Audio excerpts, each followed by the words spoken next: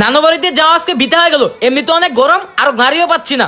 হ্যাঁ, একটা গাড়িও আসতেছে না, সামনেও নাই পিছনেও নাই। আরে কিচ্ছু করার নাই, চল আমরা হেঁটে বাড়ি পৌঁছাবো। কয়েক ঘন্টা ধরে শুধু হাঁটতে আসি, ঘেমে ঘুমে তো পুরো অস্থির হয়ে গেলাম। ভাইয়া একটু পানি খাবো। আচ্ছা দাঁড়া, ব্যাগ থেকে বের করতেছি।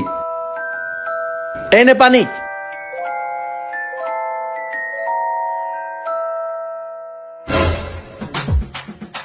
ভাইয়া গাড়ি আসতেছে। আরে হ্যাঁ, এই গাড়ি দিয়ে আমাদের যাওয়া লাগবে। আটকা গাড়িকে। ভাই একটু দাঁড়ান দাঁড়ান, থামেন। আমাদের দুজনকে একটু লিফট দেন না, হাঁটতে হাঁটতে আমরা ক্লান্ত হয়ে গেছি। আমরা দুজন নানু বাড়ি যাইতাছি, আমাদের দুজনকে একটু লিফট দেন না। ফকিন্নি পোলা বানাইছে গাড়িতে উঠতে। যা। এই গরিব আমার গাড়ি থেকে হাত ছাড়। আইসে ময়লা হাত দিয়ে আমার গাড়ি ধরতে, আমার গাড়িটাই ময়লা হয়ে গেল।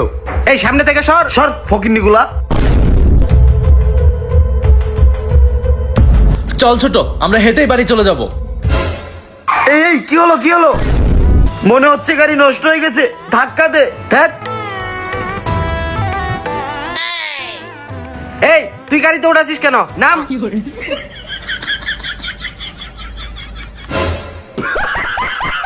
একটু আগে না আমাদেরকে লিফট দিলি না, এখন তোরা হেঁটে হেঁটে যা। গরিব।